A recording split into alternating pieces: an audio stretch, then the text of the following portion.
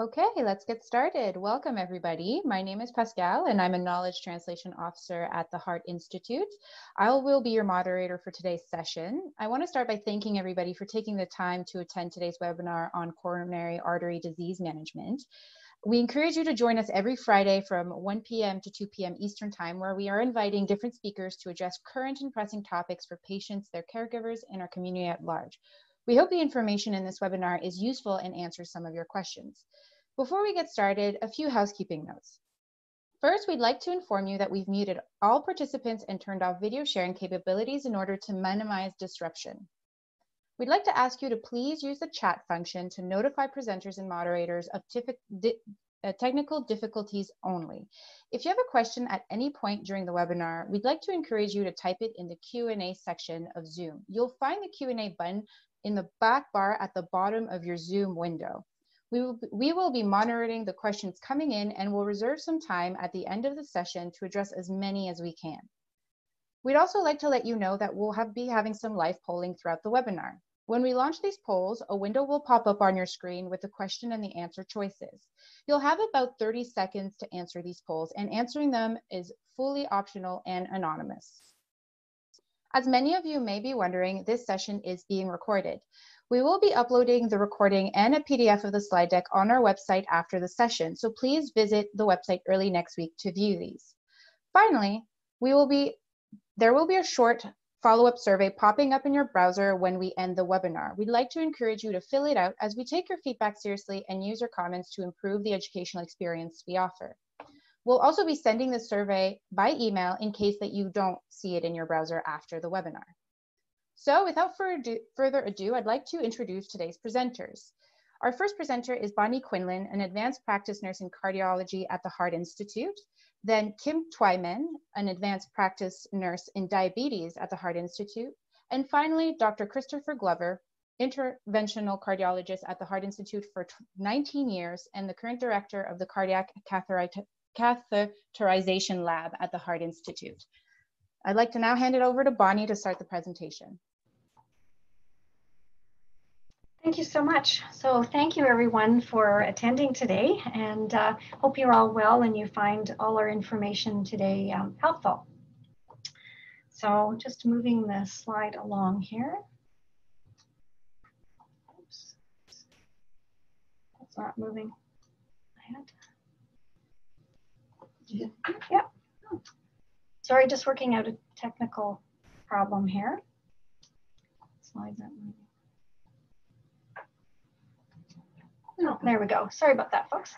So what I'm going to be talking about is essentially some highlights from a class that in non-COVID times I would be teaching every single morning here at the Heart Institute. So I talk about the development of coronary artery disease, risk factors, and the difference between angina and a heart attack, ejection fraction in reference to a heart attack, and what to do if you have any symptoms. So the class encompasses usually all this and more. It's an hour long, so I'm really just taking the highlights of this class and incorporate it into the next 15 minutes with you. And very importantly, at the end of my talk, I'm going to talk about what to do if you have symptoms and really reinforce not delaying in seeking help during these COVID times. So coronary artery disease is actually the most common form of heart disease that we have in the world. And it's a disease that usually occurs over decades, and it's caused when cholesterol and other things start to build up in the lining of the arteries of the heart. And then they build up, and eventually it turns into a hard plaque. So I'm always telling my patients it's not something that started last week, it's something that usually occurs over many decades. Now, there are certain things that cause coronary artery disease to develop much faster. So we've divided these different causes up into different categories.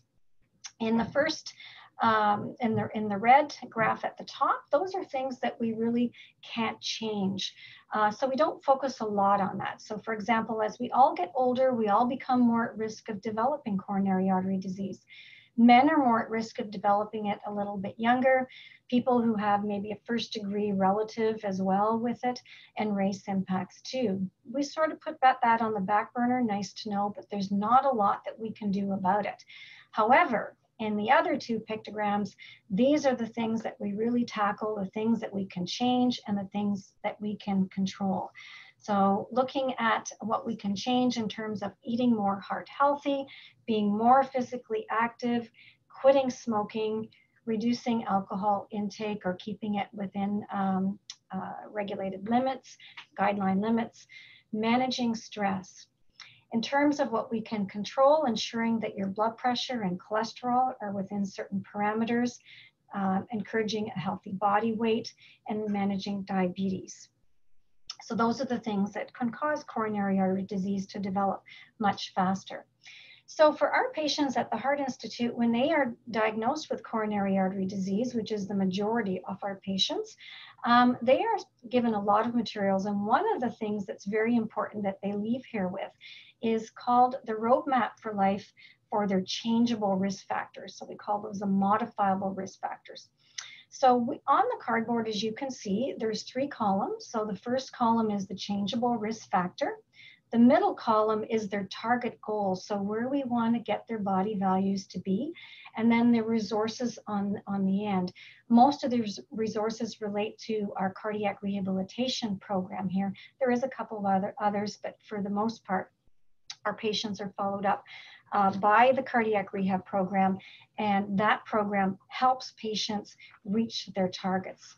So we encourage our patients to work alongside not just their cardiologist and their surgeon, but also with their family physician as well, who's highly involved in their care. So we encourage them to bring this into their appointment and have really open conversations.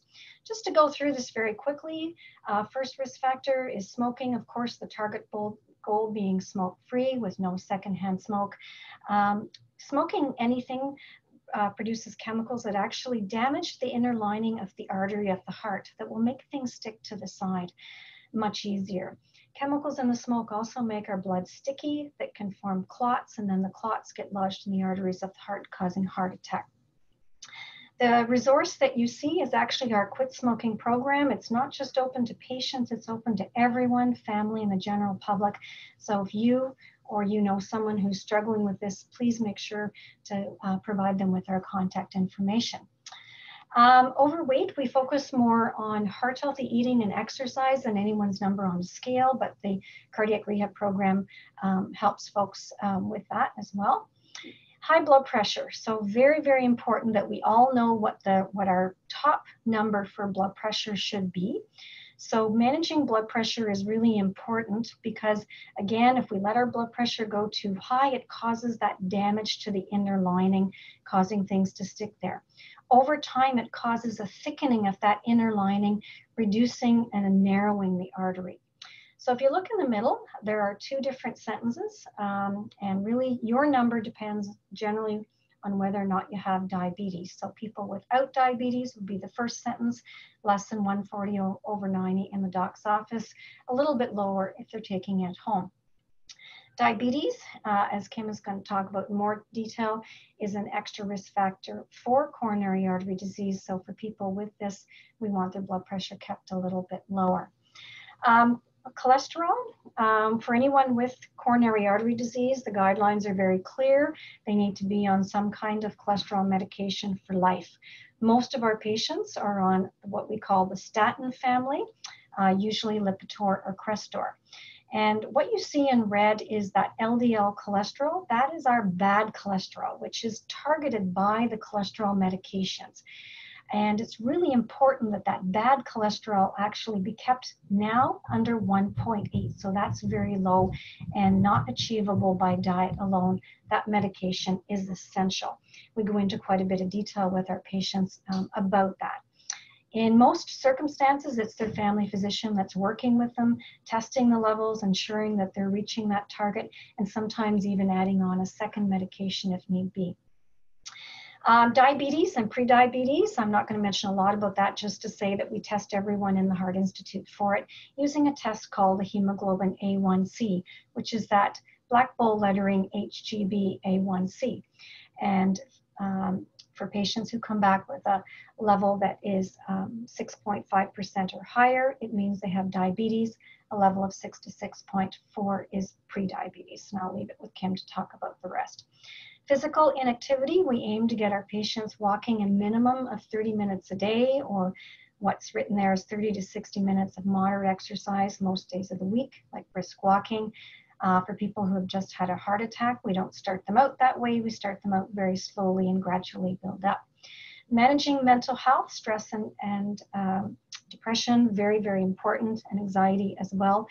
And we have a lot of materials on that. We teach patients what to watch for, and our cardiac rehab program has a lot of programs for mental health as well.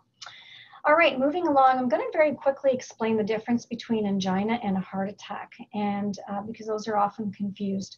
So angina is often referred to as, I'm telling my patients, any uncomfortable feeling between their jaw and their lower chest.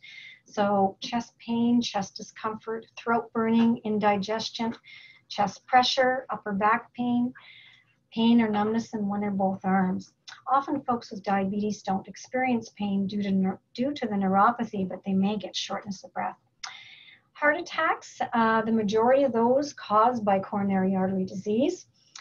There are variations of what can happen to cause it, but very frequently when it's involving the big arteries in the heart, this is what happens.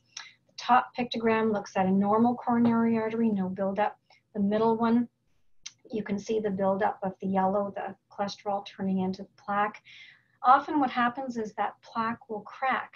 And when plaque cracks in the artery, physiologically, a blood clot forms. And if it's big enough, it gets stuck in the middle of the artery, stopping all the blood flow.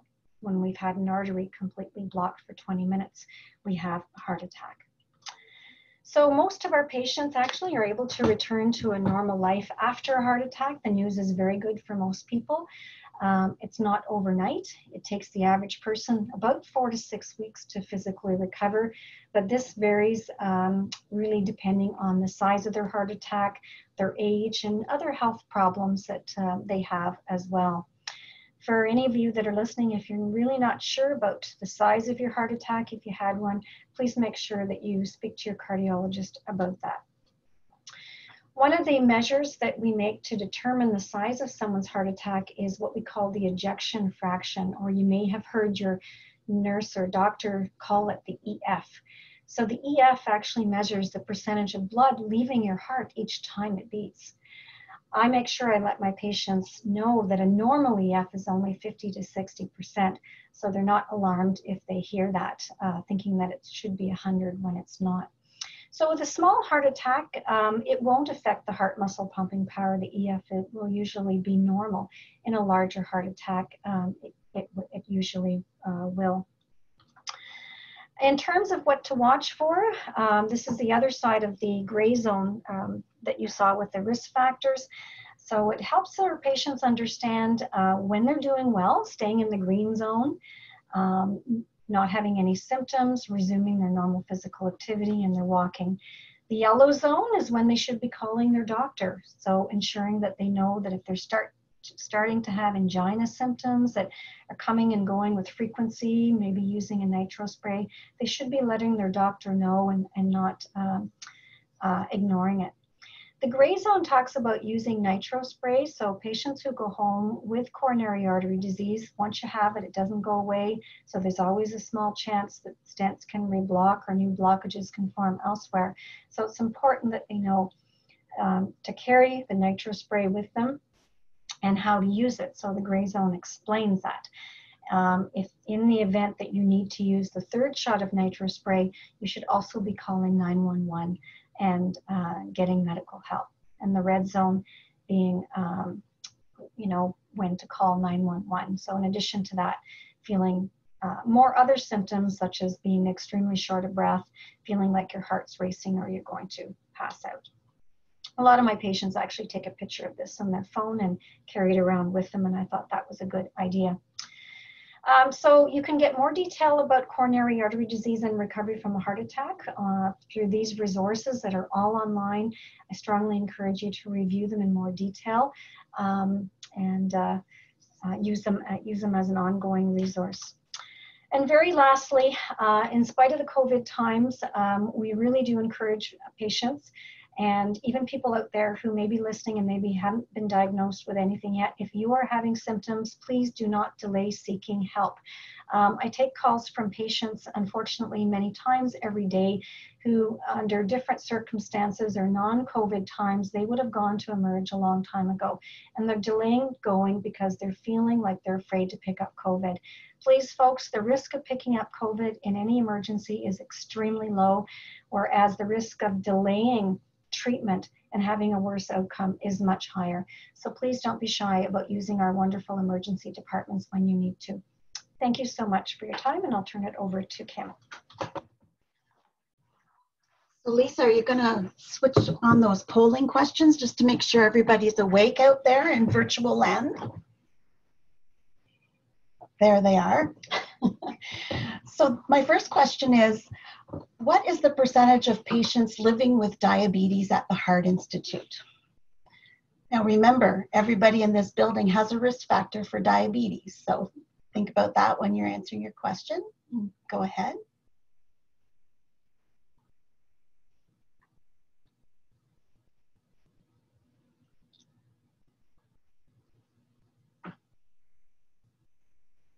Maybe while you're answering, I'll read the next one. What percentage of folks are newly diagnosed with diabetes on admission?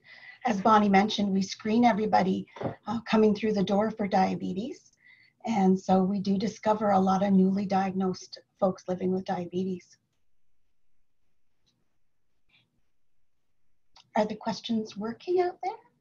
Oh, here they are. Oh, you guys are smart out there in the community. Very good. So you're right, about 60% of the people in this building have diabetes, and it's actually 15% newly diagnosed. So you were a little high, but yeah, pretty close. Very impressive out there. So thank you. So my first slide, I know it's quite busy, taking you back to your pathophysiology days, and there's still some speculation on really what glucose does to our heart, but this is one of the theories for sure.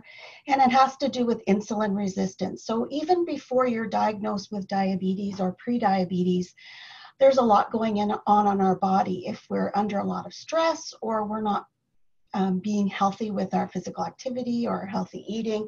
And of course, genetics has a lot to play with it. So insulin resistance, I kind of equate it to like a big wall.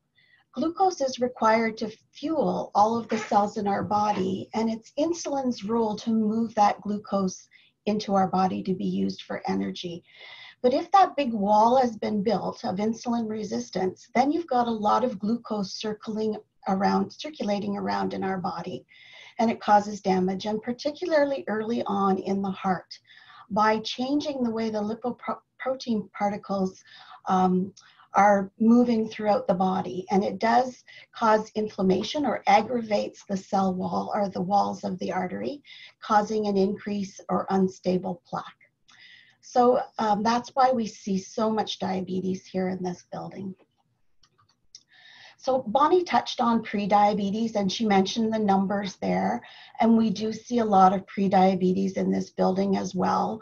How we measure it is a test called hemoglobin A1C, and it is one of the standards now for testing for diabetes and pre-diabetes. It's a test that doesn't require fasting, and we look at how much sugar has accumulated on a healthy red blood cell that's been living in our body for about 3 months. So it gives us a good idea of what's been going on for the last 3 months.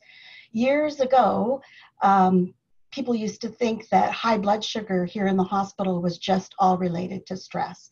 And certainly we do see high blood sugars when people come in with their heart attack, but it's not just that one instance. Looking back, we can see how high their blood sugar is. The average A1C on admission in this building is actually 8.9%, so it's quite high and out of control. For those of you who may have prediabetes, it's really important to continue with your healthy activity, healthy eating, just keep moving, and hopefully you can delay the onset of diabetes. There has been some research out there suggesting the addition of metformin can help with the insulin resistance. And so that's something you can talk to your doctor about. If you've been faithfully exercising and have a good healthy diet and you're still finding your sugars are under control, that's one way to also help get your blood sugars under control using metformin.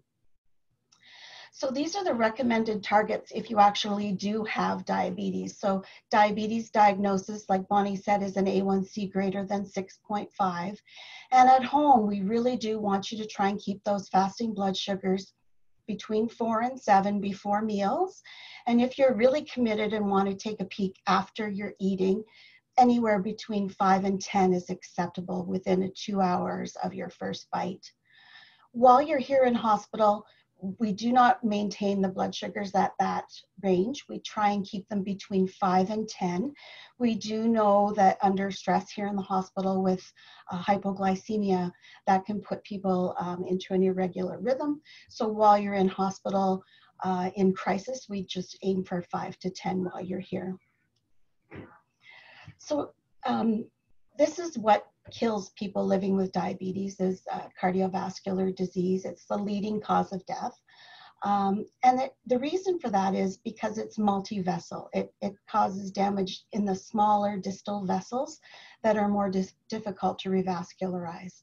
And Dr. Glover's going to talk more about that. And Bonnie mentioned that most people with diabetes have silent heart attacks. And again, that's because of the neuropathy or the numbness of the nerves around the heart. And people don't have the same classic chest pain. Often with people with diabetes are having their heart attacks much earlier in life. And they do have, unfortunately, worse outcomes after having a stent or after surgery. Because of the diabetes, the glucose, there's that opportunity for restenosis, even despite their best efforts at keeping their blood sugars under control. So there's many facets to the way our glucose is controlled in our body. And again, I know this is a very busy slide, but it's really important that you understand that glucose is regulated in almost every organ of our body. And the reason why I really wanted to stress this is because the next slide identifies exactly where each of our drugs that we use targets to help lower the blood sugar. That's probably the #1 question I get is, why am I on so many pills? How come I can't just take one? And the reason for that is each pill targets a different part of the body to help lower or take up the blood glucose. So that's the reason why you're on so many medications. I'd really like to draw your attention, of course, to metformin. That's our first line drug. It's the safest, it's the oldest lad on the block. And if you're not on it and you have diabetes, please talk to your doctor. You should be on it. I know it's a drug that people struggle with. It does cause GI side effects, but please try to take it. It really does make a difference in the way your body uses your own insulin. The next family of drugs I really want to focus on are the SGLT2s, the ones there that show the little kidneys. These are the latest kids on the block, if you will, and they've been shown to actually reduce coronary artery disease and reduce the progression of heart failure, as well as protecting the kidney and lowering your blood glucose. So it sounds all too good to be true, but all the evidence does show that this class of drugs has lots of promise. So certainly most people are now on a metformin as well as the SGLT2 at the same time.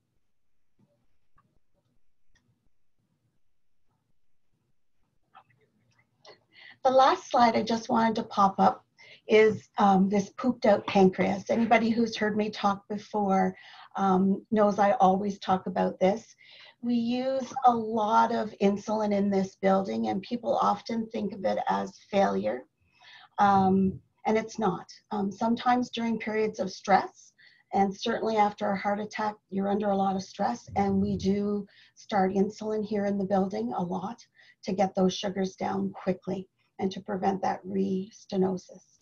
Often as you move forward through your rehab program and you start exercising again and eating healthy, often that insulin can be reduced or even discontinued.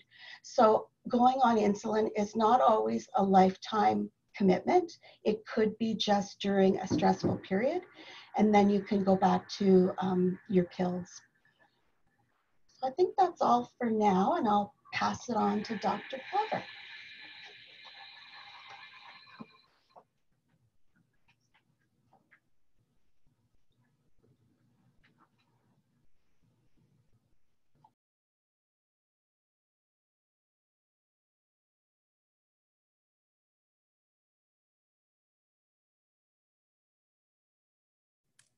Oh, I hope everybody can hear me now. I had it on mute.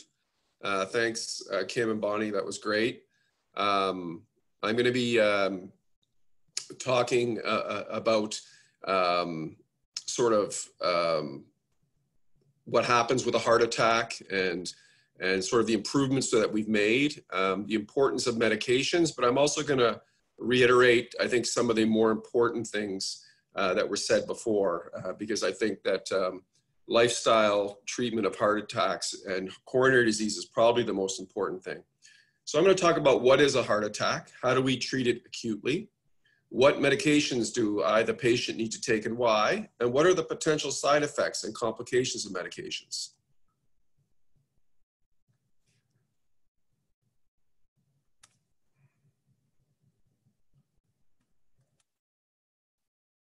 All right. I thought I'd just show this because Bonnie talked about it quite well, about the buildup of plaque inside the arteries and it's important to understand, and I think for people who have coronary artery disease, it's important to understand that there's a difference between being vulnerable to a heart attack and stabilizing your plaque. And most of us do develop atherosclerosis or plaque in our arteries by the time even we're 18 or 19, and it develops slowly over time. If this were the only thing to happen, then coronary disease would not be a major problem. However, unfortunately, in some people, for reasons we don't fully understand, the plaques rupture open. When they rupture open, our body actually senses that as a cut and tries to coagulate it. So it's actually our own body's response to this plaque rupture that causes the clot that blocks the artery in most cases of heart attacks. So what I'm going to talk about, and all the things we've been talking about before, are things that we want to do to prevent these vulnerable plaques, things that we can do with medications and things that we can do with lifestyle so that we have stable plaques. Because generally stable plaques are safe, and people with stable plaques, even if you have a 70% blockage or an 80% blockage, if they're stable, they're usually not at risk of causing a major issue. Conversely, you could have a plaque that we may not even see on an angiogram, but if it's vulnerable, it could cause a heart attack. So it's really, really important for us to understand what are the things that we can do to prevent this. This is just a little example of what, a cartoon of what would happen when a plaque ruptures. And we can see that the plaque has ruptured, a clot has formed and blocked it. And in fact, the majority of the artery that's blocked is actually by the clot. It's not by the plaque. And we can see where the artery is. If that artery is blocked and there's no blood supply to that heart, part of the heart will die. So it's very, very important that people with heart attacks get in hospital quickly, and we take them to the cath lab urgently to open that part of the heart to get blood flow back to minimize the damage.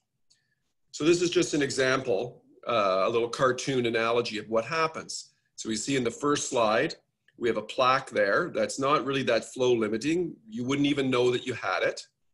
Subsequently, for whatever reason, that plaque is vulnerable and that plaque ruptures.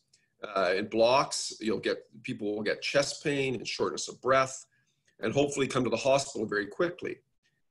We have protocols in place so to be able to diagnose these heart attacks very, very quickly. We usually do an ECG and we look for ST changes, mainly ST elevation. If we do that, we generally bring them right to the cath lab. And we see that in the third picture there. We can see we take a little wire and we push it through the plaque, and then over that wire, we put a balloon. We balloon open that area, and then we can see in the fourth one, we implant a stent to keep all the plaque and the thrombus up against the wall to keep the blood flowing.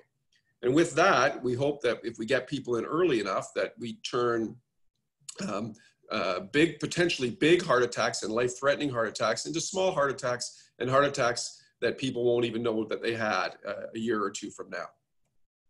And this is just an angiogram. I just want to show this. This is what I see when I'm doing my angiography in patients who are having STEMIs. In the first picture on the left, we see that where the arrow is, that artery is completely blocked. And that artery is actually the left anterior descending artery, so the most important artery of the heart. And if we left that blocked, it would cause major damage. But by using a wire and a balloon and a stent, we're able to restore flow and hopefully minimize damage. Now, just to go back a little bit, I wanted to just recognize the importance of how far we've come in the last 50 years. If someone were to have a heart attack between 1960 and 1970, there was no really good treatments. In fact, in most places, there wasn't even a good area to put people. If you showed up at the hospital, you might get put in a bed. You probably wouldn't get put on a monitor. And your chances of dying in hospital would be about 40%. So extremely high. So now fast forward 50 years, and we can see that we've made an amazing reduction in death for patients with heart attacks. Probably nothing in medicine has changed as much as our treatment of coronary disease. So we went from 40% people dying in hospital to now approximately only about 5% of people passing away even at the 1 year mark. And it's even more interesting in that is that some people who delay come in very, very sick. And those people that's probably about 8% of people. And of those 8% of people, they account for about 3% of that 5% mortality. So the average person who comes in early, probably at 1 year, has only a 1 or 2% chance of dying from their heart attack, which is an amazing reduction for over 50 years. This major benefit is education and getting people to come to hospital early. We have excellent systems now where ECGs are done right away. We identify people right away. We get them to the cath lab to open their arteries right away. If they're not in an area where we can take them to a cath lab, we give them a medication to try to open their arteries while also transporting them to a place where we can open their artery. And the last thing, and probably one of the most important things, is just rapid treatment of complications in hospital. Our CCUs now, people are monitored 24 hours. And if there's any complications, we're able to identify them and treat them very, very rapidly. So it's actually an amazing story of how much we've improved. And a lot of the increase in life expectancy in North America and the Western world is mainly due to our massive reduction in mortality post-heart attack. So I'm going to talk a little bit now because I think that medications are also important. And I also just want to reiterate that probably cardiac rehab and risk factor modification is actually even more important. And I wanted to show this slide. I actually stole it from Bonnie, so I'll acknowledge her. I've been doing this for 19 years. And, the main thing that I do is doing angiograms and angioplasties. And I like doing what I'm doing. I like being able to intervene with people having a heart attack. Having said that, over the last 19 years, the one thing that's really struck me is once a patient has been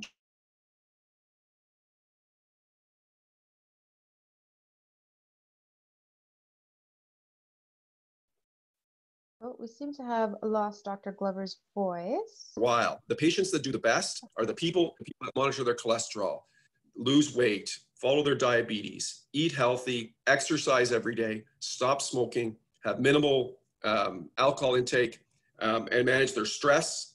Those are the people that do the best. So after if you have heart disease and you've come to the hospital and we've treated you, after the time you go home, you have so much power to actually make a big difference in your life to prevent further damage and prevent you coming back to see us. So I wanted to make sure that was really, everybody realized that. That's the most important thing, even more than any of the medications. So I just briefly, I'm going to talk about the medications that almost everybody goes home post-heart attack. So everybody will go home, and I'll talk about these individually. Almost everybody will go home on blood thinners. And that's about 100% of people will go on blood thinners. Almost everybody will go on cholesterol-lowering medications. The majority of people will be on ACE inhibitors and beta blockers, and some patients will be on other medications. So the blood thinners, when you come in with a heart attack, we usually put people on 2 antiplatelet medications, whether you have a stent or not. And these medications, the most popular one, the most common one, everybody's on aspirin. And then the best medication, it used to be Plavix. That Plavix came about in the late 90s, and it was sort of the king till about 10 years ago when ticagrelor came along. And it's a much more efficacious drug. And so we've generally switched over to ticagrelor.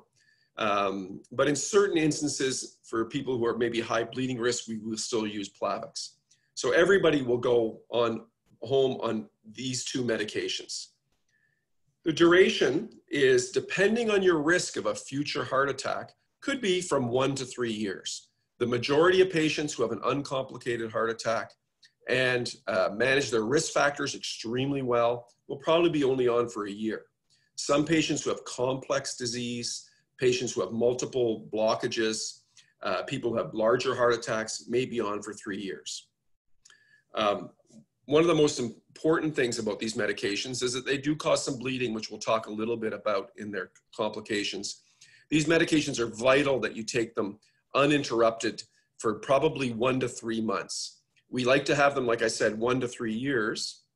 If there's problems, some people have bleeding problems or upcoming surgeries or upcoming dental work, these medications can be briefly stopped after about 3 months if a procedure's necessary, really necessary. And then they're usually restarted after the procedure is done when bleeding is not a complication. Now, some patients are also on a blood thinner, such as warfarin, Xarelto, apixaban, or others.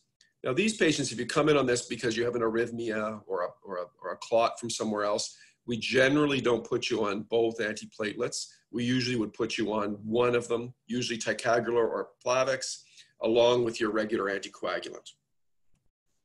As I said before, the main side effect is bleeding. And so most patients will notice easy bruising and nuisance bleeding.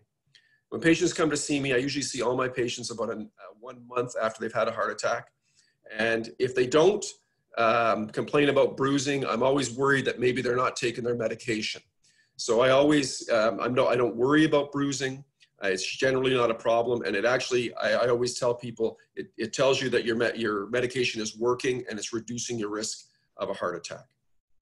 Occasionally in some of our patients, they may have some underlying problem that they were unaware of, but now that they're on blood thinners, it causes this to unmask. And we do see the occasional person who may have some type of cancer that's in their stomach or gastrointestinal tract that now, because of the blood thinners, will start a serious bleeding.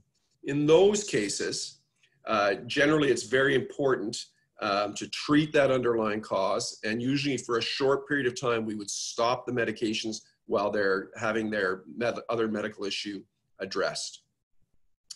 Another common side effect that we see now is with ticagrelor.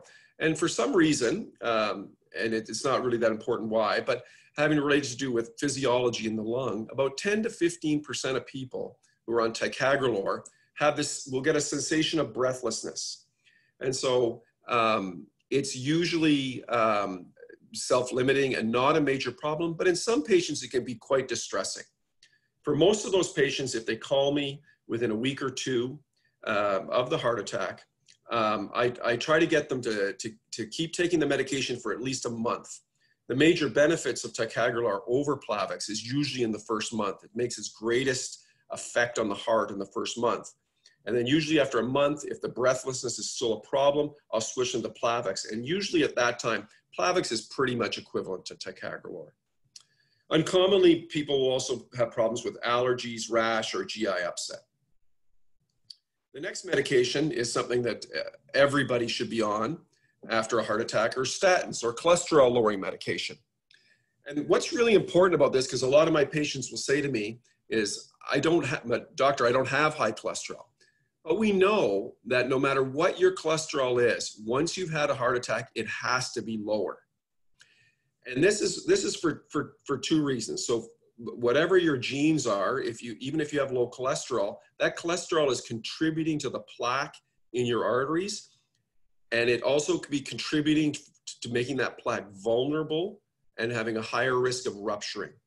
So being on a statin is important for two reasons. One is it reduces your LDL cholesterol, so it slows the plaque growth, but more importantly, it stabilizes the plaque and reduces the future risk of plaque rupture, which is generally the cause of heart attacks and strokes. So it's really, really important. Everybody should be on lipid-lowering therapy. Most people tolerate statins extremely well.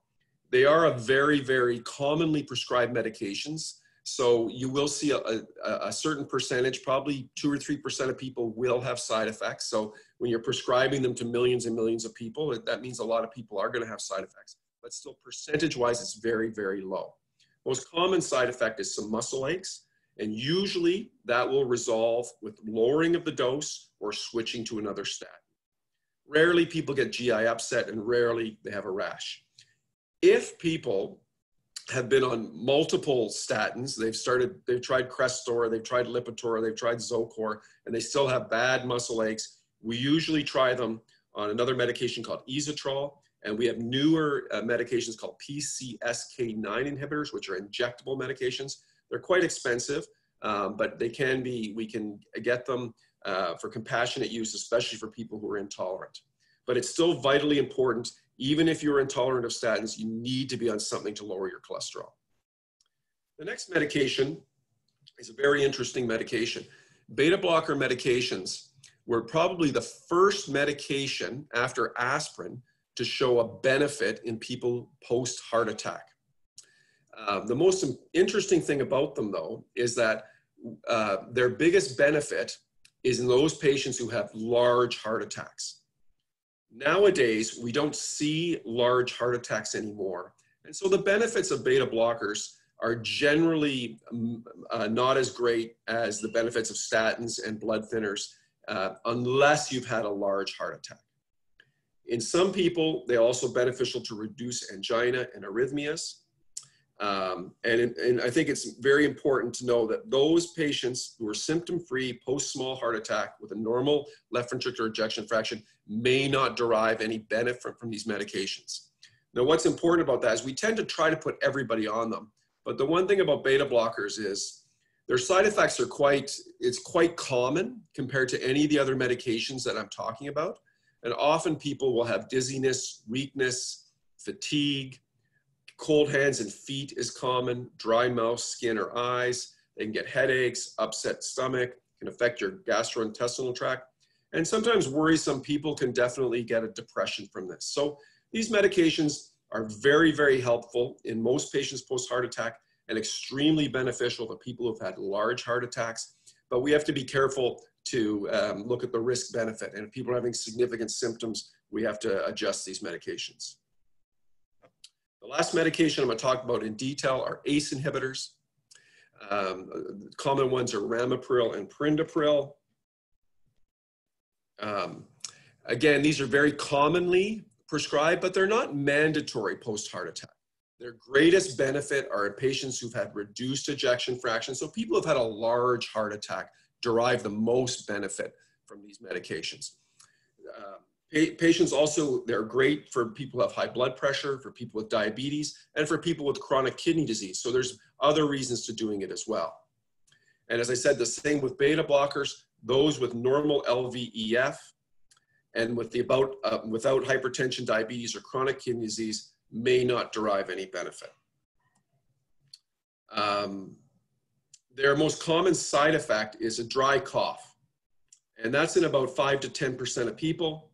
Usually it's not a major issue. If it's a major issue, we will switch to what's called an angiotensin receptor blocker. Commonly ones are Atacand or Micardis. and that usually takes care of that. Otherwise, they're well tolerated and they have rare allergic reactions. Some other common meds that some people may or may not be on, spironolactone is an excellent medication, especially, but really only in people who have large heart attacks. There's an interesting study recently that the anti-gout medication colchicine does have a small benefit, and we're starting to use that a little bit more. Unfortunately, it's not a medication that's that well tolerated, but it may give some benefit to some people. And as well, in some people, after a heart attack, we do see that they develop blood clots inside their heart, and we often put them on warfarin, Xarelto, or Eliquis. So that was, I was going to end with that, and I just want to end with the fact, though, that as I said before, we've got a great system for treating people with heart attacks.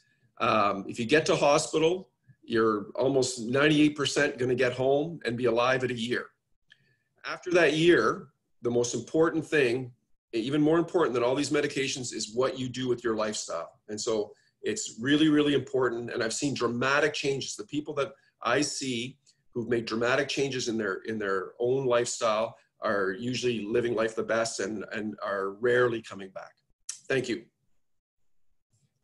Wonderful. Thank you, Dr. Glover. So I'd like to invite all panelists to come back for the Q&A portion. So it's 1:45 right now. We'll take the next 10 to 15 minutes to answer some of the questions that have come in. And so the first question that we have, and I'd like to remind everybody, if you have a question, please type it in the Q&A section of the webinar. That's where we will be pulling our questions. So the first one is, somebody's asking, if you've had a heart attack, does that mean you have heart disease? Attention, Pascal Ferland. We'll defer to Dr. Glover for this question. If you've had a heart attack, do you have heart disease? Is that the question? That is the question. They're asking, do you have heart disease? I would say it's actually, I mean, it's a very, very good question. And I would say 99.99% of the time, yes, you do have heart disease.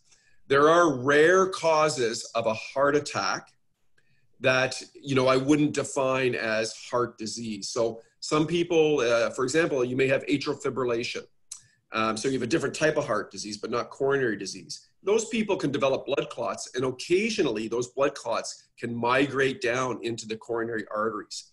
So we do see that occasionally, and these people, we treat them the same way, but their arteries aren't the problem. It's the problem is making sure that their blood is thin enough so that they don't develop clots in the part of the heart that is affected by the atrial fibrillation. So not everybody with a heart attack has coronary artery disease, I guess is probably the best way to put it. Wonderful, thank you. And I guess a follow-up to that question, there's a question that asks, can you reverse heart disease once you have it? I don't, there is some data that you can make small changes in the plaque, you know, the plaque in the artery, reducing it a little bit. You cannot eliminate it. But I think the more important thing is in that slide I showed about the plaque that was stable and the plaque that was vulnerable. You have a great deal of ability to modify those plaques and make those plaques that are vulnerable into stable plaques. And stable plaques generally aren't going to cause any problems. So that's the most important thing. So all the things that we do with stopping smoking and weight loss and exercise and taking statins and lowering your blood pressure, and managing your diabetes, all those things we hope will stabilize the plaque, and then they will grow. And then if they're stuck at where they're at 40, 50, or 30%, they're never going to be a problem to you. They're only going to be a problem is if you have a plaque rupture. Great, thank you. The next question is for Kim. We have somebody who's asking, they're pre-diabetic, and no matter how much they try, they can't get their glucose down. Even though they're following a diet faithfully and they're exercising around the clock, are they missing something? Should they be doing something different to help bring that level down? So that's a great question. The research does show that you can use metformin. It's a conversation that you need to have with your doctor. it really is all about insulin resistance. So if you're doing all the things that you possibly can, then it's probably time for some medication. And metformin really does help break down that wall so that your insulin will unlock the cell doors better so that you can use that fuel more efficiently. So yeah, so it's worth a conversation with your physician for sure. Great, thanks, Kim. Oh, was somebody going to add something to that, or? Nope. Nope. Okay, great. The next question I have is, how do you know if it's angina pain or simply your heart recovering from and adjusting to the stent? I mean, I can take that. It's very, very common, and I would say 100% of people after they've had a heart attack will experience some type of chest pain. It's a very stressful event. It's a life-altering event, having a heart attack, and there's a great deal of anxiety. 30 to 50% of people post-heart attack will have some type of anxiety or change in their mood. And one of the things that people are anxious about is chest pain. So people, most of us go through the day and will have occasional chest pains, and we don't notice them. Once you've had a heart attack, it focuses your mind, and you'll notice every little thing. Generally, what I would say is in 2020, most people after a heart attack won't actually even develop angina, because we generally fix all the blockages in the heart, either with stenting or with surgery sometimes. The things to worry about is whether you're having another heart attack. And generally what that would feel like would be the same as your first heart attack. So it would be heavy, for most people, heavy chest pressure, shortness of breath, feeling unwell. And if that happens, you need to call 911. The ones that you get little twinges in your chest or little stabbing pains that come and go, that last seconds, that may be associated with eating or lying down or with stressful situations, if they go quickly, they're usually nothing to worry about. Now, occasionally we do leave people with blockages, we just can't fix them. So typically anginal pain is something you won't have at rest. You will only have it with exertion. So you'll be sitting there feeling fine. You'll go up for a walk up the stairs, and all of a sudden you'll feel a pressure in your chest or in your jaw, down your arm. That will be relieved as soon as you stop doing what you're doing. So inginal pain is generally exertional. Pain similar to your heart attack, you need to call 911, but it's also very common to have sort of vague, fleeting, sharp, pinprick, stabbing pains that last for seconds, and that's usually nothing to worry about post-heart attack.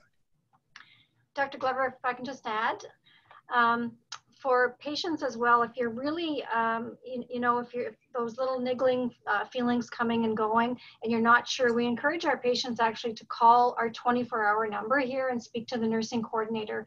And that's the number that's on the inside cover of our guides, the 613-696-7000 extension 0. And just ask to speak to a nursing coordinator if you're really not sure. Obviously, if you're on your third nitro or the symptoms that Dr. Glover just spoke about, you're calling 911.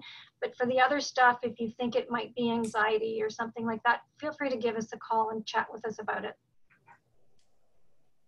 Great, thank you, Dr. Glover and Bonnie. We have another question about stents, and somebody's asking, how long do they typically last?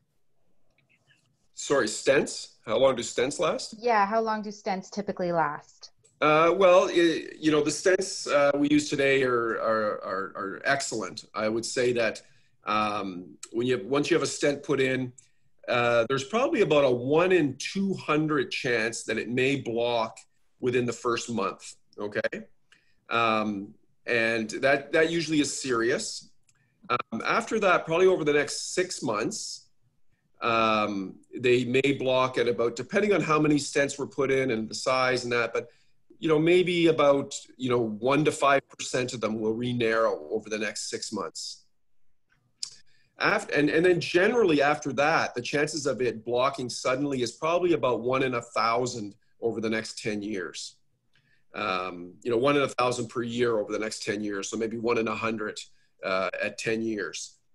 What can happen over a long period of time is that these stents, once they become endothelialized, they basically become part of your artery, and actually new plaque can form in them. So the stents, you know, they're still working. It's just that there's new plaque that's forming through the walls of the stents.